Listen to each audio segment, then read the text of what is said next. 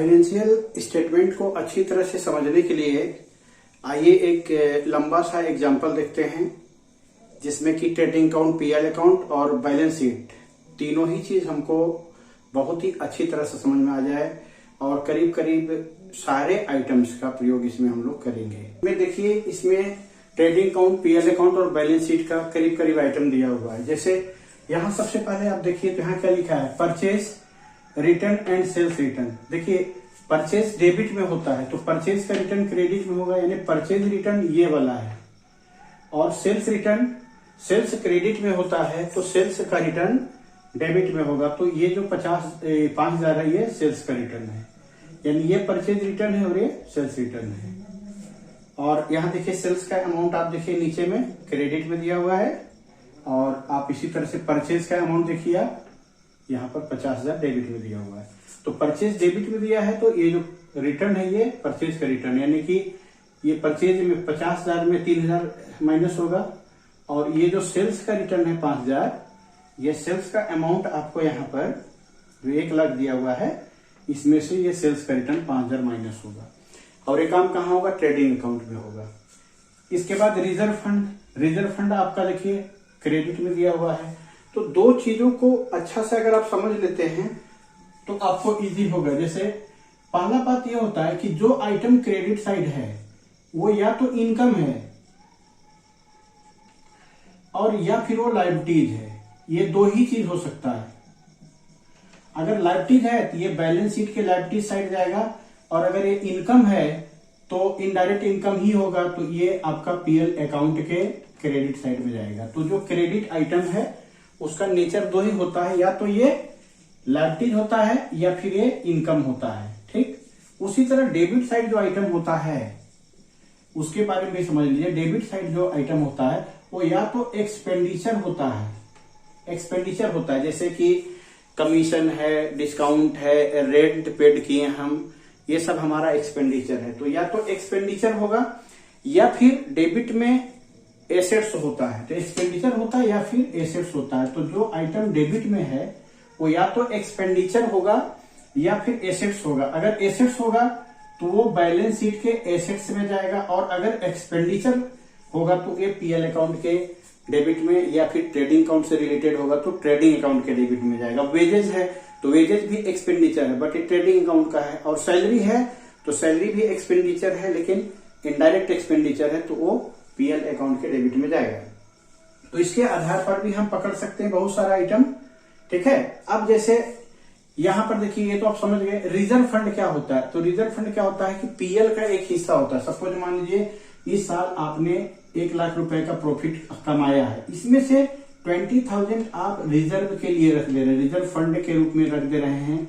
आपके बिजनेस में कभी भी उतार चढ़ाव होता है, कोई जरूरत होता है तो आप उसको वहां यूज कर सकते हैं। तो ये जो आप पीएल से पैसा निकाल के रिजर्व फंड में डाले हैं तो ये क्या है, एक तरह का लायबिलिटीज है। ऐसे भी हम यहाँ बताए हैं कि लायबिलिटीज का नेचर क्या होता है, क्रेडिट होता है। तो देखिए रिजर्व फंड का अमाउंट भी कहाँ दिया हुआ है, क्रेडिट में। तो इससे आप पहचान लीजिए कि लायबिलिटीज है। Water and gas, water and gas ये डायरेक्ट खर्चा है। तो साफ पता है कि ये डायरेक्ट खर्चा कहाँ जाता है, फैक्ट्री का खर्चा या डायरेक्ट खर्चा, ये प्रोडक्शन से सीधा संबंध रखने वाला खर्चा, ये ट्रेडिंग अकाउंट के डेबिट में जाएगा। बैड डेट्स ये सब पीएल अकाउंट का है। प्लांट एंड मशीनरी और लैंड बिल्डिंग, देखिए ये डेबिट में है ना, तो डेबिट में एसेट्स होता है। ये प्लांट मशीनरी लैंड बिल्डिंग क्या एसेट्स है, ये बैलेंस शीट में जाएगा। फिर परचेज ट्रेडिंग में जाएगा। डेटर, डेटर क्या है, डेटर देनदार होता है, ये हमारा बैलेंस शीट का एसेट साइड में जाएगा। वेजेस ट्रेडिंग में, सैलरी पीएल में। लोन, लोन देखिए क्रेडिट में दिया हुआ है। क्रेडिट का नेचर क्या है, लायबिलिटीज का है। तो लोन कहाँ जाएगा, लोन हो गया, बैंक ओवरड्राफ्ट हो गया, ये सभी आपका लायबिलिटीज में जाएगा। Cash in hand, cash at bank, ये सब एसेट्स है। कोल एंड कोक ये डायरेक्ट खर्चा है, ये ट्रेडिंग अकाउंट में जाएगा। उसके बाद इनकम टैक्स, इनकम टैक्स क्या होता है, कैपिटल में से माइनस होता है, इनकम टैक्स देना पड़ता है, इससे हमारा कैपिटल घटता है। ड्राविंग भी कैपिटल से माइनस होगा। कैपिटल वगैरह सभी क्रेडिट में दिया हुआ, ये लायबिलिटीज आइटम है। सैलरी वगैरह हो गया आपका। बैंक ओवरड्राफ्ट ये भी लायबिलिटीज है, ये भी देखिए क्रेडिट में दिया हुआ है। Cash in hand, cash at bank, ये हमारा एसेट्स है। ओपनिंग स्टॉक ये ट्रेडिंग अकाउंट के डेबिट में जाता है। ठीक है। डिस्काउंट अलाउड, देखिए डिस्काउंट में दो बातें हैं। अगर डिस्काउंट अलाउड है तो ये डेबिट में जाएगा, ये डेबिट में है तो डेबिट में खर्चा दिखाते हैं हम लोग। डिस्काउंट अलाउड मेरा डेबिट में जाएगा। डिस्काउंट रिसीव अगर रहेगा ये देखिए क्रेडिट में जाएगा पीएल अकाउंट के। उसी तरह रेंट रिसीव ये पीएल के क्रेडिट में जाएगा। कमीशन पेड डेबिट में जाएगा। रेंट पेड डेबिट में जाएगा और रेंट रिसीव है वो हमारा क्रेडिट में जाएगा। यानी कोई भी इनकम है तो पीएल अकाउंट के क्रेडिट में डाल दीजिएगा, इनडायरेक्ट इनकम है तो, और एक्सपेंडिचर है तो पीएल अकाउंट के डेबिट में डालिएगा। बैड डेट्स क्या होता है, किसी डेटर को आपने माल बेचा था, उधार में बेचा था, क्रेडिट में बेचा था, मान लीजिए ठीक है 3,000 रुपए का माल आपने बेचा था और उसने पैसा नहीं दिया तो डूब गया, तो बैड डेट्स का मतलब डूब गया, ये भी तो आपका लॉस है, ये भी पीएल के डेबिट में जाएगा।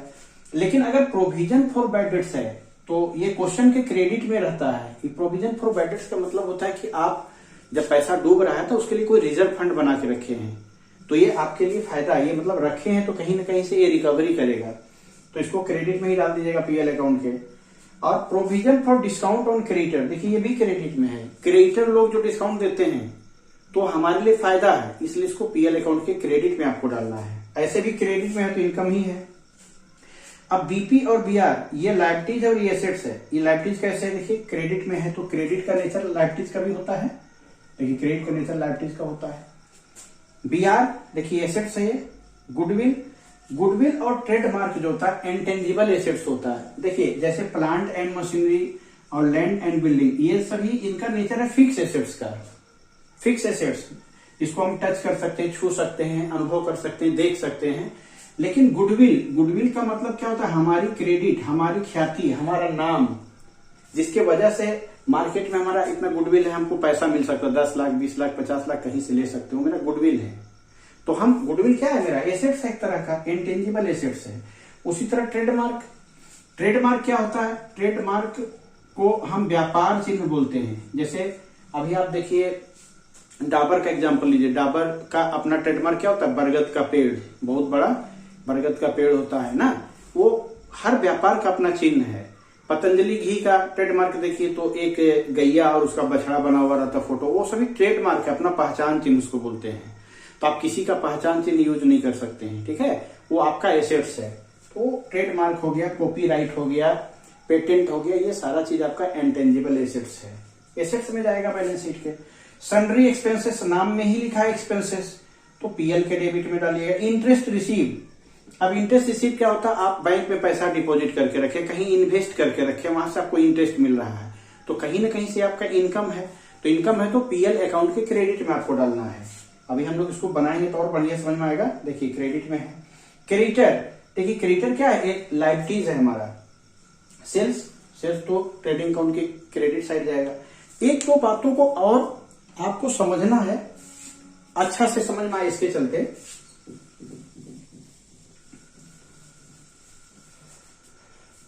बहुत बच्चों को ये बीपी और बीआर में कंफ्यूजन होता है। तो बीपी लायबिलिटीज है और बीआर एसेट्स कैसे है, तो देखिए जैसे ए ने बी को कुछ गुड्स सोल्ड किया, मान लीजिए कि 10,000 का गुड्स ए ने बी को सोल्ड किया और डेट था 1 जनवरी 2022 और कमिटमेंट हुआ कि 3 महीने बाद हम पेमेंट कर देंगे, बी ने कहा ए को।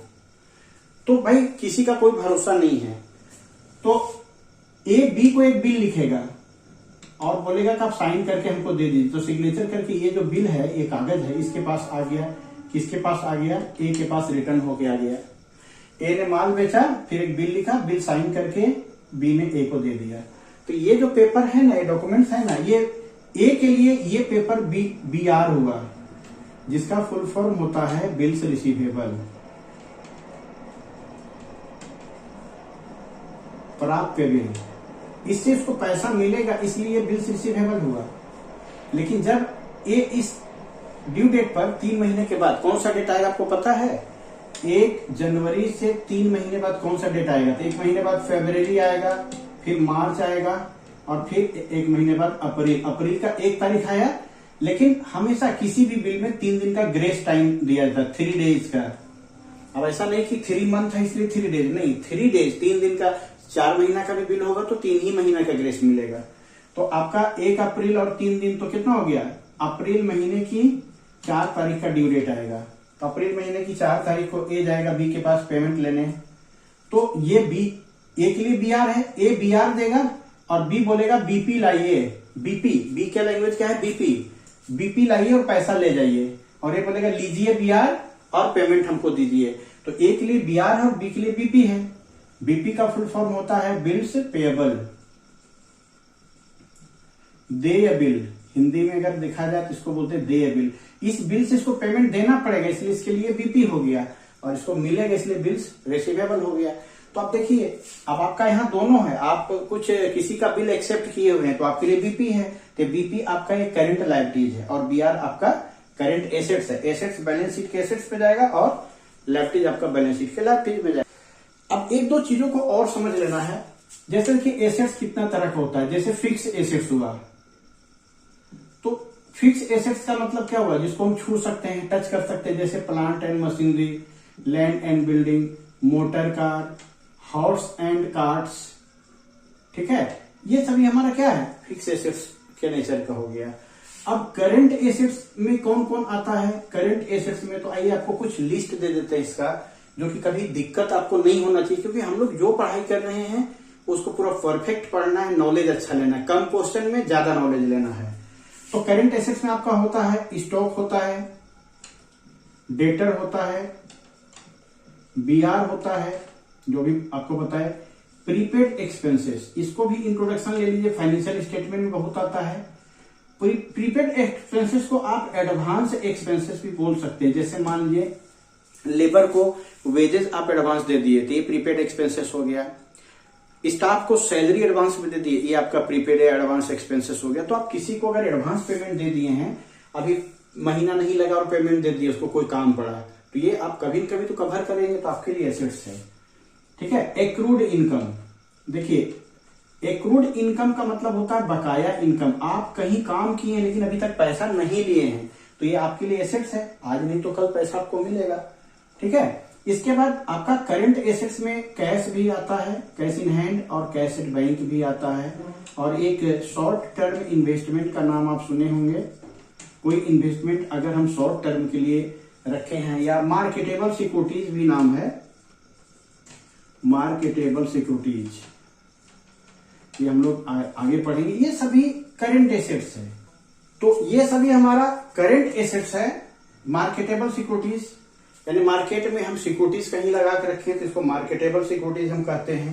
तो ये कहीं ना कहीं से हमारे लिए ये सब करंट एसेट्स है, जो कम समय के लिए होता है, यानी कम समय में पैसा हमको वसूल हो जाता है, ठीक है। अब आ जाइए जरा सा देखिए करंट लायबिलिटीज में क्या क्या आता है। जब एसेट्स आप जान गए तो लायबिलिटीज भी आपको जान लेना चाहिए। करंट लायबिलिटीज में क्या होता है, डेटर का उल्टा क्या होता है, क्रेडिटर होता है, तो क्रेडिटर आपका करंट लायबिलिटीज है। बीआर का उल्टा क्या होता है, बीपी, बिल से पेबल, ये आपका करंट लायबिलिटीज है। प्रीपेड का अपोजिट होता है आउटस्टैंडिंग, बकाया, आउटस्टैंडिंग एक्सपेंसेस। आउटस्टैंडिंग का बहुत सारा नाम है, आउटस्टैंडिंग को ड्यू बोल सकते हैं, ओविंग बोल सकते हैं, अनपेड बोल सकते हैं, नोट पेड बोल सकते हैं, आपने किसी का पेमेंट रोक के रखा है, नोट पेड, और हिंदी तो बहुत अच्छी भाषा है, बकाया, हिंदी में दूसरा नाम नहीं, बकाया, किसी का ड्यूज आपने रखा है। इंग्लिश में बहुत सारा नाम, आउटस्टैंडिंग है, ड्यू है, ओविंग है, अनपेड है, नोट पेड है, हिंदी में बकाया बोल दिए, ठीक है। और अगर एडवांस इनकम, किसी से आपने इनकम को एडवांस में ले लिया, तो ये भी आपका लायबिलिटीज है, ठीक है। ये सभी आपका क्या है, लायबिलिटीज है। और बैंक ओवरड्राफ्ट को भी करंट लायबिलिटीज माना जाता है, लायबिलिटीज है ये बैंक ओवरड्राफ्ट। तो ये करंट लायबिलिटीज है और ये करंट एसेट्स है। जो अच्छे स्टूडेंट होते हैं वो इसको अच्छी तरह से अपने मेमोरी में बैठा लेते हैं। इसका बहुत जगह जरूरत पड़ता है कि करंट एसेट्स में क्या क्या चीज आता है, आपको याद होना चाहिए। करंट लायबिलिटीज में कौन कौन सा चीज होता है, ये भी आपको याद होना चाहिए। फिक्स एसेट्स का नेचर क्या होता है, ये भी आपको याद होना चाहिए। इंटेंजिबल एसेट्स जो होता है, जैसे अभी हमने बताया, गुडविल, पेटेंट, कॉपीराइट, ट्रेडमार्क्स, ये सभी भी मेरे एसेट्स हैं। लेकिन कैसे एसेट्स हैं, एक इंटेंजिबल एसेट्स हैं। जैसे आपका गुडविल का मतलब होता है क्रेडिट, आपका नाम। अब आपसे पूछा जाए आपका नाम कितना है, तो इसका कोई यूनिट है, आप बोलेगा नहीं मेरा 10 किलो क्रेडिट है। ये 10 किलो क्या क्रेडिट होता है, कितना क्रेडिट है, ये इंटेंजिबल है, अनुभव किया जाता है कि आपका बहुत अच्छा क्रेडिट मार्केट में है। ठीक है, तो इसको इंटेंजिबल एसेट्स बोलते हैं। तो ये भी एसेट्स है, ये भी एसेट्स है और ये भी एसेट्स है। तो फिक्स एसेट्स, करंट एसेट्स और इसको इंटेंजिबल एसेट्स करते हैं। ठीक है, और लाइबिलिटीज में आपका ये आपका हो गया शॉर्ट टर्म लाइबिलिटीज को करंट लाइबिलिटीज बोलते हैं। अब लॉन्ग टर्म लाइबिलिटीज में कौन होगा, लॉन्ग टर्म लाइबिलिटीज में आपका जैसे कि कैपिटल हो गया, ये लंबे समय के लिए आप लगाए हैं। लोन आप बैंक से लिए या बैंक लोन लिए हैं, यस लंबे समय के लिए। डिबेंचर्स, आजकल कोई कंपनी आपको खोलना है तो पब्लिक से आप पैसा ले रहे हैं लंबे समय, उनको बदले में आप कोई डॉक्यूमेंट्स दे रहे हैं तो डिबेंचर्स कहलाता है। उसमें एक परसेंटेज फिक्स होता है इंटरेस्ट का, जैसे 12% डिबेंचर्स, 9% डिबेंचर्स, इस तरह का लैंग्वेज रहता है। तो ये सभी लॉन्ग टर्म के लोन है। तो उम्मीद है कि आपको ये समझ में आ गया होगा। ये बैलेंस शीट का आइटम हमने बताया ताकि बैलेंस शीट बताने में उनको सुविधा हो।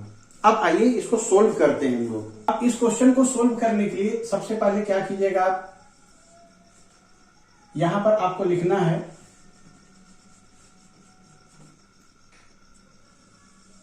अब इस क्वेश्चन को सोल्व करना है तो आप यहां पर लिखिएगा trading and profit and loss account of, जो भी कंपनी का नाम दिया उसको आप डालिएगा और यहां लिखिएगा फॉर द ईयर एंडिंग, कोई डेट तो दिया जरूर होगा।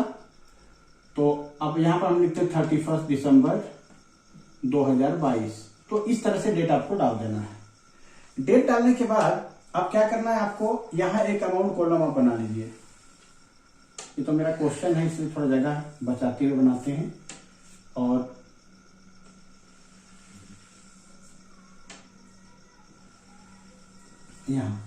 अब यहां पर आपका जो कॉलम है ये आपका पार्टिकुलर का कॉलम है, ये आपका डेबिट वाला अमाउंट का कॉलम है, ये आपका क्रेडिट वाला अमाउंट का कॉलम है, ये आपका क्रेडिट का पर्टिकुलर है, जैसे लेजर के कॉलम में लिखते हैं। ये आपका डेबिट अमाउंट कॉलम है और ये क्रेडिट अमाउंट कॉलम है, यहां रुपीज आप लिख दीजिएगा। ठीक है, अब स्टार्ट करते हैं। तो सबसे पहले स्टार्ट कहां से होता है, सबसे पहले आपको क्या करना है, यहां पर लेना है to opening stock, opening stock. अब क्वेश्चन में खोजिए आप ओपनिंग स्टॉक कहीं है, देखिए इस जगह पर ओपनिंग स्टॉक आपका है, ये अमाउंट आप देख रहे हैं 10,000। तो ओपनिंग स्टॉक का अमाउंट आपको चढ़ा देना है 10,000। इसके बाद नंबर आएगा परचेज का, तो आप लिखिएगा परचेज। अब आपको प्रश्न में खोजना है परचेज कहाँ है, तो देखिए परचेज यहाँ आपका ये यहाँ इस तरह का बॉक्स बना दे रहे हैं, 50,000 है। आप परचेज 50,000 यहाँ लिखिएगा, लेकिन इनर में लिखिएगा क्योंकि परचेज का रिटर्न भी है, परचेज रिटर्न देख रहे हैं यहाँ। तो परचेज रिटर्न, परचेज देखिए आपका परचेज डेबिट में है तो परचेज का रिटर्न क्रेडिट वाला होगा, ये वाला परचेज का रिटर्न है। कभी कभी इसको ना रिटर्न आउटवर्ड भी बोलता है। परचेज किया हुआ माल अगर डिफेक्टिव होता है तो उसको हम रिटर्न करते हैं, बाहर भेजते हैं, तो इसको रिटर्न आउटवर्ड बोलते हैं। और सेल्स किया हुआ माल वापस मेरे पास आता है उसको रिटर्न इनवर्ड बोलते हैं। तो सेल्स रिटर्न को रिटर्न इनवर्ड और परचेज रिटर्न को रिटर्न आउटवर्ड भी बोला जाता है। और अगर एक साथ मिला के दे दिया तो आपको पहचानना है कि परचेज डेबिट में होता है तो इसका जो रिटर्न होगा वो क्रेडिट में होगा। और सेल्स देखिए यहाँ पर नीचे में 1,00,000 रुपया सेल्स क्रेडिट में है तो इसका रिटर्न जो है सेल्स रिटर्न वो डेबिट वाला होगा, ऐसे भी पहचानना है आपको। तो 50,000 में माइनस करना है आपको परचेज का रिटर्न, शॉर्ट में है परचेज रिटर्न या रिटर्न आउटवर्ड भी आप लिख सकते हैं। तो परचेज का रिटर्न आपका 3,000 है तो यहाँ पर आपको 3,000 दिखा देना है, यहाँ पर 3,000 डिडक्ट करना, यहाँ नहीं लिखना इसको। अब माइनस करके आप यहाँ 47,000 दिखा दीजिए। उसके बाद क्रेडिट में आपका जैसे परचेज डेबिट में आया है तो सेल्स आपका क्रेडिट में आएगा। सेल्स का अमाउंट आप यहाँ देखिए इस जगह पर 1,00,000 रुपया दिया हुआ है, इसको इनर कॉलम में ही 1,00,000 दिखा करके और यहाँ माइनस करना है आपको सेल्स का रिटर्न। तो सेल्स का रिटर्न कितना है आपका, देखिए सेल्स क्रेडिट में है तो रिटर्न सेल्स का कहाँ होगा, ये डेबिट में, ये वाला रिटर्न सेल्स का रिटर्न है। तो यहाँ पर आप 5,000 रुपया माइनस कर दीजिए। अब माइनस करके यहाँ पर 95,000 आ गया। और क्रेडिट में यहाँ आपका क्लोजिंग स्टॉक भी आता है, क्लोजिंग स्टॉक भी आता है। अब क्लोजिंग स्टॉक क्वेश्चन के या तो नीचे में बाहर दिया रहेगा या फिर ऊपर में कहीं दिया है, क्वेश्चन के आउट में रहता है, क्वेश्चन के अंदर भी रहता है कभी कभी। लेकिन ध्यान देना है, अगर ये क्लोजिंग स्टॉक क्वेश्चन के अंदर में कहीं है तो क्लोजिंग स्टॉक का अभी हम दो जगह दिखाते हैं, ट्रेडिंग अकाउंट के क्रेडिट में दिखाते हैं और बैलेंस शीट के एसेट्स में दिखाते हैं। लेकिन अगर क्वेश्चन के अंदर दिया होगा तो ट्रेडिंग अकाउंट में नहीं दिखाना है, उसको सिर्फ एसेट्स में दिखाना है। तो अभी तो यहाँ पर ये एक तरह का एडजस्टमेंट है, क्वेश्चन के बाहर है, तो इसको आपको एडजस्टमेंट मानते हुए दो जगह पर दिखाना है। एडजस्टमेंट क्या है? एक तरह का गलती है, ये क्लोजिंग स्टॉक लिखना छूट गया जिसके चलते क्वेश्चन के बाहर लिखा है। इस तरह का क्वेश्चन में जानबूझ के दिया रहता है। तो गलती अगर कोई बच्चा गलती करता है उसको दो जगह सजा मिलती, स्कूल में मार खाया और घर में आया तो घर में भी पिटाया। तो उसी तरह से ये गलती हो गई है, क्लोजिंग स्टॉक छूटा हुआ है, एडजस्टमेंट के रूप में दिया हुआ है, तो इसका दो जगह ट्रीटमेंट होगा। तो एक तो ट्रेडिंग में होगा ही और बैलेंस शीट में भी इसका एंट्री होगा। तो यहाँ पर क्लोजिंग स्टॉक आपका कितना है? तो 40,000 क्वेश्चन में दिया हुआ, यहाँ ऊपर में देख लीजिए आप। इसके बाद जितना भी डायरेक्ट खर्चा है आप क्वेश्चन में खोजिए, डायरेक्ट खर्चा कौन कौन है। देखिए वेजेस, यहाँ देख रहे हैं वेजेस, ये वेजेस यहाँ सिंगल टिक लगा रहे हैं, वेजेस है डायरेक्ट खर्चा। तो यहाँ पर 2 वेजेस का अमाउंट कितना है? 5,000 है। इसके बाद यहां से देखते आते हैं वाटर एंड गैस। देखिए डायरेक्ट खर्चा क्या होता है? जो फैक्ट्री में डायरेक्टली किसी प्रोडक्ट को बनाने में फैक्ट्री का जो खर्चा है, ऑफिस का नहीं। तो वाटर और गैस ये कहाँ काम आएगा? फैक्ट्री में आएगा तो ये ट्रेडिंग अकाउंट में जाएगा और डेबिट में। तो वाटर एंड गैस का खर्चा कितना है? ये 3,000 है। तो यहां पर लिख देंगे आप 2 वाटर एंड गैस, यहां पर 3,000 आप लिख दिए 3,000।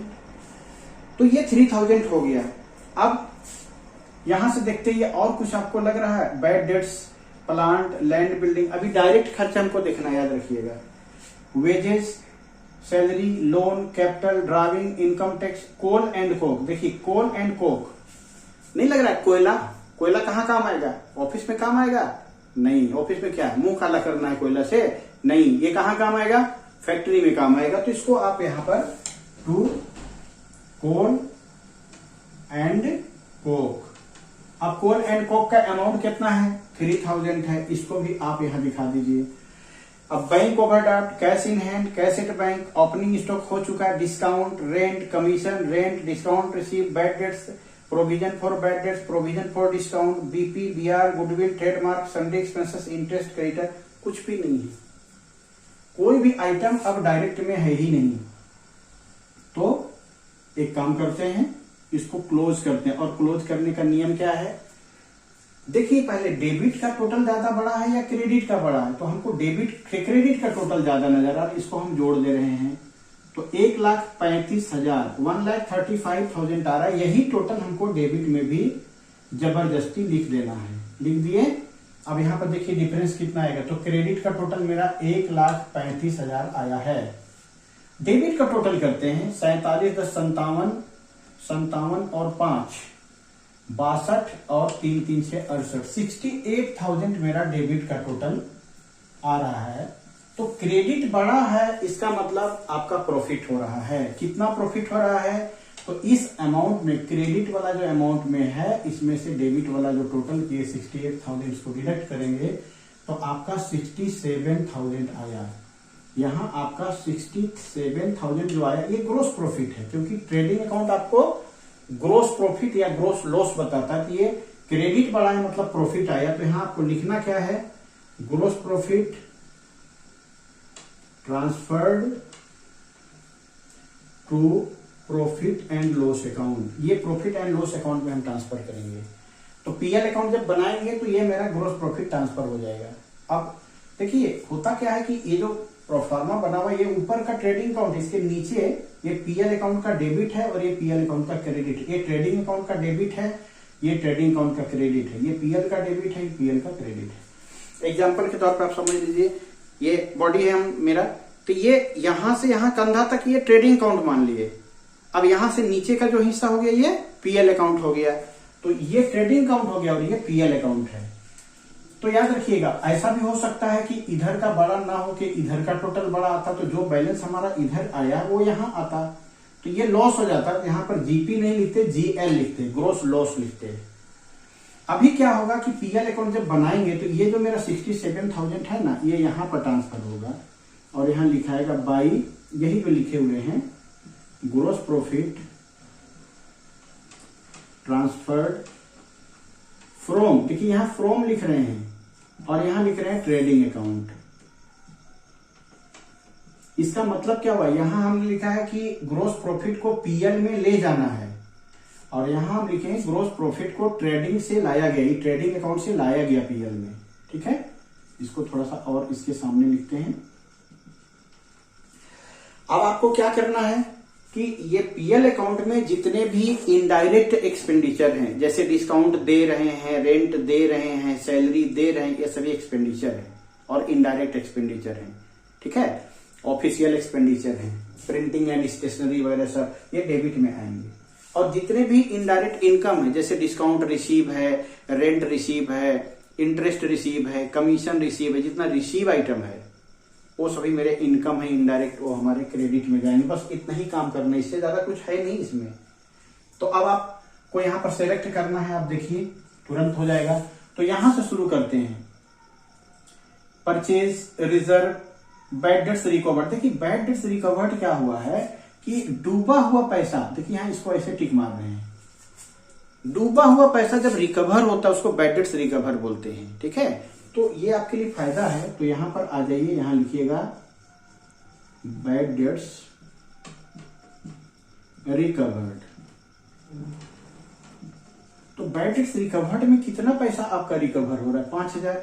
आप जिस पैसे को सोचे थे डूब गया वो मिल गया, तो इसके लिए आपके लिए तो वो लॉस था, अभी इनकम बन गया है।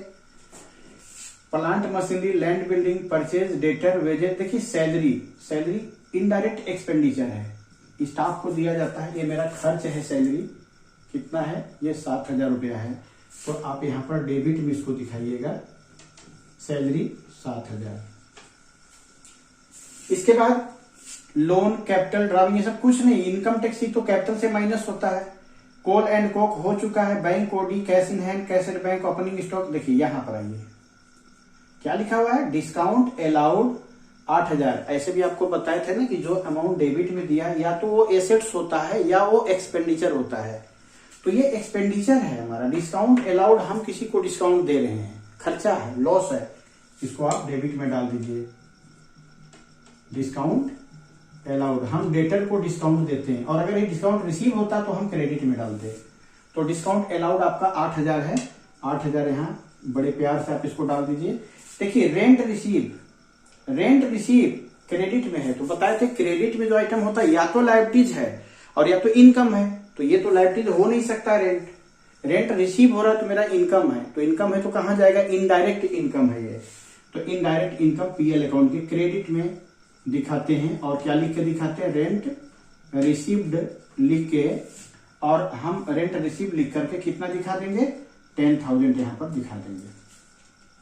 इसके बाद देखिए ये भी पीएल अकाउंट का आइटम है, कमीशन पेड कहां दिया हुआ है, डेबिट में दिया हुआ है। तो डेबिट में जो चीज है क्या, एक्सपेंडिचर है या एसेट्स है। तो यहां पर ये कमीशन एसेट्स तो हो नहीं सकता है, ये क्या है, एक्सपेंडिचर है, खर्चा है। तो खर्चा का चर्चा कहां करेंगे आप, पीएल अकाउंट के डेबिट में। तो टू कमीशन पेड कर रहे हैं आप, कमीशन दे रहे हैं आप, कितना दे रहे हैं, तो 2,000 दे रहे हैं कमीशन। फिर देखिए रेंट पेड 4,000, अभी रेंट आपको मिला भी था और रेंट दे भी रहे हैं। ऐसा भी होता है कि आप एक बिल्डिंग 4,000 रुपये महीने भाड़े पर या 4,000 रुपये साल का भाड़ा पर ले लिए और उसको आधा में अपना बिजनेस चला रहा और आधा को थोड़ा ज्यादा महंगा दाम में रेंट पर लगा दिए थे, आपके लिए फायदा भी हो गया।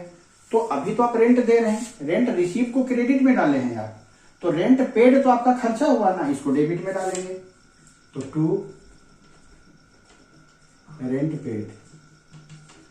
अब रेंट पेड कितना कर रहे हैं आप, 4,000 पेड कर रहे हैं, तो 4,000 आप यहां पर दिखा दिए। इसके बाद कमीशन पेड हो गया ना, हाँ कमीशन पेड हमने दिखा दिया, रेंट पेड दिखा दिया। अब देखिए डिस्काउंट रिसीव लीजिए, डिस्काउंट रिसीव ये कहां क्रेडिट में है, तो क्या बताए, क्रेडिट साइड जो रहता है क्या आइटम है, या तो मेरा इनकम है या फिर लाइबिलिटीज है। तो ये डिस्काउंट रिसीव लाइबिलिटीज तो हो नहीं सकता, ये इनकम मेरा क्रेडिट में है।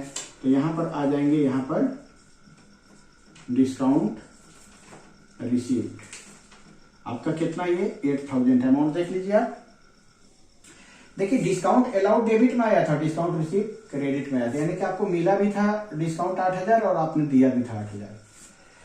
अब देखिए बैड डेट्स, बैड डेट्स का मतलब क्या हुआ, आपका डूब गया, डूबत ऋण इसको बोलते हैं। तो इसको आप यहां पर दिखा दीजिए बैड डेट्स। इसका 2-3 तरह का ट्रीटमेंट है, आपको बताता हूं। 3000 है, आप 3000 दिखा दीजिए। कुछ लोग इसको ऐसा करते हैं कि बैड डेट्स में फर्दर बैड डेट्स और न्यू रिजर्व को जोड़ते हैं, आगे एडजस्टमेंट हम लोग पढ़ेंगे। और जो ओल्ड रिजर्व है ना, देखिए ये क्रेडिट में जो होता है उसको ओल्ड रिजर्व बोलते हैं, ये माइनस कर दीजिए। लेकिन सबसे अच्छा तरीका क्या है ना, ये जो क्रेडिट में इसको क्रेडिट में भेज दीजिए, जो डेबिट में उसको डेबिट में भेज दीजिए। और फिर जब एडजस्टमेंट हम लोग पढ़ेंगे तो सेकेंड वाला फाइनल अकाउंट, तो उस समय इसके बारे में बता देंगे। अभी आप इतना ही समझिए। अब देखिए बैड डेट्स हो गया हमारा। प्रोविजन फॉर बैड डेट्स, ये भी पीएल में जाता है, लेकिन ये किधर है, क्रेडिट में है।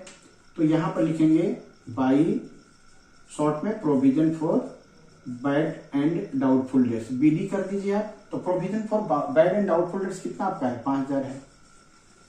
ये होता क्या है ना कि जैसे हर साल आपका कुछ पैसा डूब जा रहा है, तो पैसा डूबने से सिर्फ पैसा का नुकसान नहीं होता। आप कोई प्लान बनाए थे कि मेरे पास डेटर से पैसा रिकवरी होगा, तो हम ये करेंगे वो करेंगे, कोई नया बिजनेस करेंगे। अब डेटर पैसा डुबा दिया, आपका प्लान तो चौपट हो गया, आप तो कुछ नहीं कर पाए।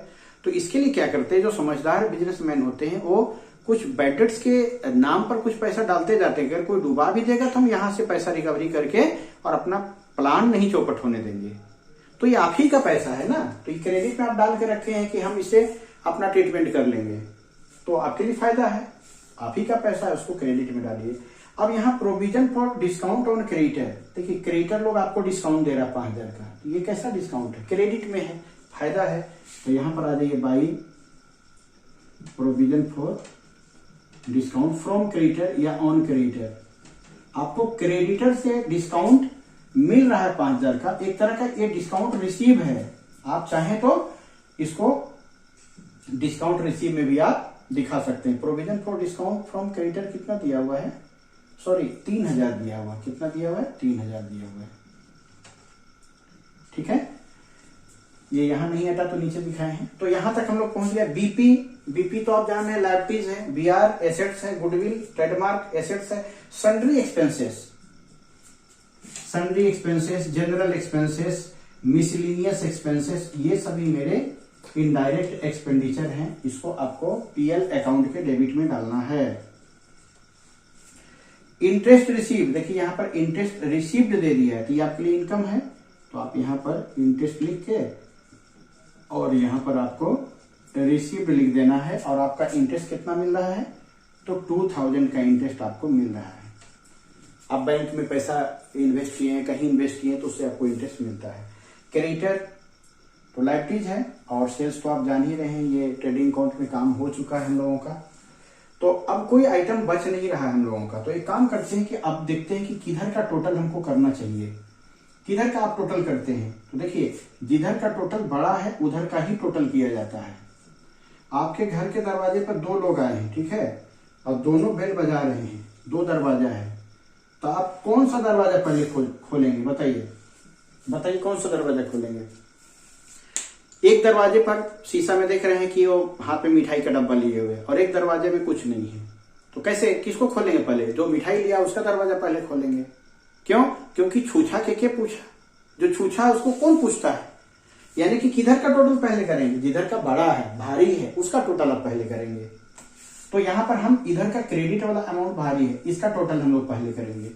तो 67 और 5 जोड़िए, कितना हो गया, 72, 70, 72, 82, 90, 98, तो एकदम पूरा पूरी देखिए कितना अच्छा अमाउंट आ रहा है फिगर, 1 लाख रुपए का टोटल आया है। अब देखिए आप यहां देखिए क्रेडिट का टोटल आपका 1 लाख आ रहा है, ठीक है। अब डेबिट का देखते हैं यहां से लेकर यहां तक का, तभी तो पता चलेगा कि आपको कितना प्रॉफिट हुआ। क्रेडिट आपका इनकम है, ये एक्सपेंडिचर है, तो इनकम में एक्सपेंडिचर कम होगा तब तो प्रॉफिट होगा।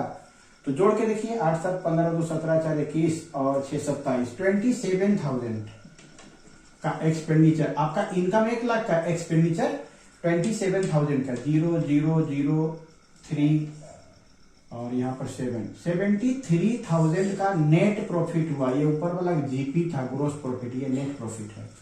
यहाँ पर आपका 73,000, यहाँ आपका नेट प्रॉफिट, और यहाँ लिखा जाएगा ट्रांसफर टू। इसके बाद कौन सा अकाउंट बनता है? कैपिटल अकाउंट, यानी बैलेंस शीट बनता है, उसका नाम होता है कैपिटल अकाउंट। तो यहाँ पर हम लिखेंगे कि ये नेट प्रॉफिट को हमको कहाँ डालना है? कैपिटल अकाउंट को। देखिए आपका ये जीपी आया था, ये एनपी, तो 2 आंसर मेरा आ चुका है। अब इसके बाद हम लोग बैलेंस शीट बनाएंगे। तो बैलेंस शीट में हमको ये ट्रेडिंग और पीएल का कोई काम नहीं आएगा, सिर्फ काम क्या आएगा?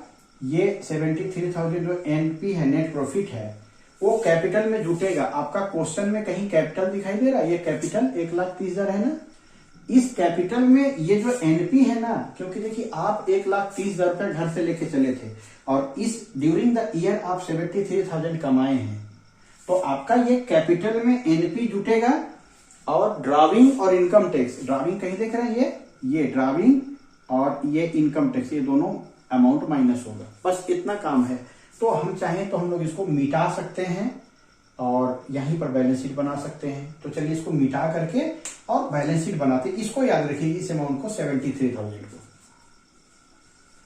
अब इसके बाद हम लोग यहाँ पर बैलेंस शीट बनाने जा रहे हैं। तो यहाँ पर लिखेंगे बैलेंस शीट ऑफ जो भी कंपनी का नाम है, और यहाँ पर आपको लिखना है एज ऑन 31 दिसंबर। जो भी डेट आपका दिया है, इस क्वेश्चन में तो डेट नहीं लिखे हैं, परंतु मान लीजिए कि क्लोजिंग ऑफ द ईयर, देखिए 2 ठो क्लोजिंग होता है, एक जब अप्रैल टू मार्च चलता है, 1 अप्रैल टू 31 मार्च, और एक 1 जनवरी टू 31 दिसंबर। तो यहाँ पर हम क्लोजिंग 31 दिसंबर को ले रहे हैं। अब बैलेंस शीट में भी यहाँ कॉलम जो आप बनाएंगे ना बैलेंस शीट का, आइए इसको देखते हैं। तो ये अमाउंट कॉलम हो गया। अब यहां पार्टिकुलर नहीं लिखाता है, यहां लिखाता है कैपिटल एंड लायबिलिटीज। यहां पर अमाउंट का कॉलम होगा, यहां पर एसेट्स एंड प्रॉपर्टीज, यहां पर भी आपका अमाउंट का कॉलम होगा। यहां डेबिट और क्रेडिट गलती से भी नहीं लिखिएगा। हाँ, बैलेंस शीट में अगर कोई आइटम इधर लेफ्ट में आने वाला है तो उसको बोलिएगा बैलेंस शीट के लायबिलिटीज में जाएगा, और इधर जाने वाला है तो आपको बोलना है बैलेंस शीट के एसेट साइड जाएगा। ये आपको बोलना है, कभी भी डेबिट और क्रेडिट नहीं बोलना है। तो अब आइए बैलेंस शीट में क्या आता है। तो सबसे पहला जो अभी हम थोड़ा देर पहले बताए थे कि सबसे पहले कैपिटल से शुरू कीजिए। तो कैपिटल आप कितना पैसा घर से लेके चले थे, इसको देखिए। आप लेके चले थे 1,30,000, तो आप यहाँ 1,30,000 यहां मत दिखाइए इसको, अभी इसमें बहुत सारा काम करना बाकी, इनर कॉलम में दिखाइए। अब आप जो प्रॉफिट कमाए थे, नेट प्रॉफिट, याद है कि भुला गए? यहां लिखा हुआ अभी तक है, नेट प्रॉफिट 73,000 था। अगर यही नेट प्रॉफिट की जगह अगर नेट लॉस होता ना, तो इसको हम लोग माइनस कर देते, लेकिन अभी मेरा कैपिटल बढ़ेगा इससे। तो यहां पर कितना हो गया? 7 3 10 1 2,03,000 हो गया। अब इसमें 2 आइटम लेस होता है। पहला नंबर आइटम होता है ड्राविंग, ठीक है, ड्राविंग। तो ड्राविंग कितना है क्वेश्चन में देख लीजिए आप, ड्राविंग 10,000 है और इनकम टैक्स 5,000 है। तो ड्राविंग का 10,000 और दूसरा नंबर आपका है इनकम टैक्स, इनकम टैक्स का 5,000। ये दोनों मिला के 15,000 रुपये आपका डिडक्ट हो जाएगा, यहाँ पर माइनस हो जाएगा।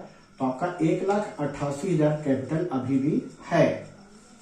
अब लायबिलिटीज में क्या क्या जाएगा? तो देखिए 2 तरीका है, या तो एक याद कर जाइए आप, रट जाइए, लेकिन रटने से अच्छा समझना है।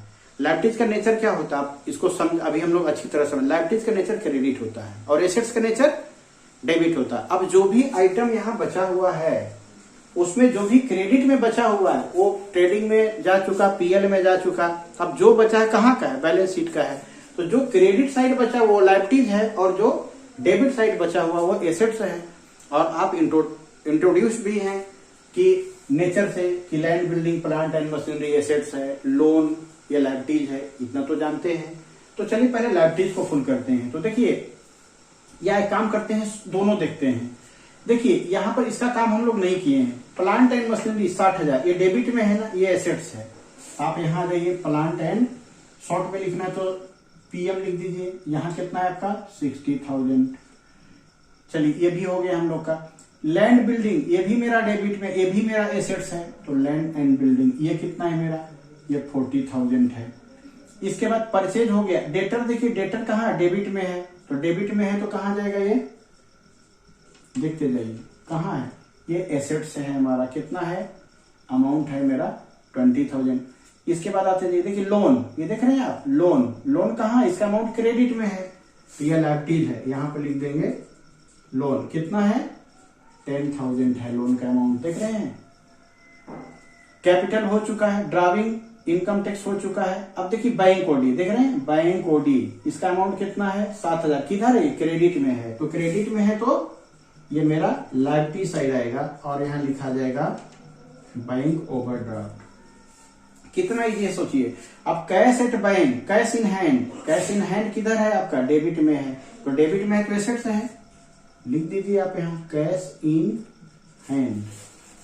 कैश इन हैंड में कितना दिया हुआ है, 25,000 है, बैठा देना यहाँ, कुछ नहीं करना।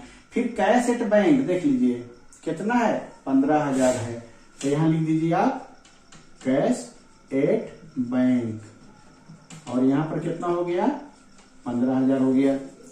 ओपनिंग स्टॉक का काम हो चुका, डिस्काउंट, रेंट, कमीशन, रेंट सब खत्म हो चुका है। ये देखिए यहाँ बीपी, बीपी का अमाउंट किधर है, इधर क्रेडिट में है, तो क्रेडिट वाला क्या होता है, लायबिलिटीज होता है, तो बिल से पेबल कितना है, 5,000 है। बीआर, बीआर का अमाउंट किधर है, डेबिट में है, तो ऐसे भी आपको तभी इंट्रोडक्शन दिए थी, करेंट एसेट्स है। कितना है बीआर, 10,000 है। गुडविल, इंटेंजिबल एसेट्स अभी हम लोग चर्चा किए थे, किधर है, 12,000 डेबिट में है, डेबिट में है मतलब एसेट्स है ये, तो यहां पर क्या लिखेंगे, गुडविल।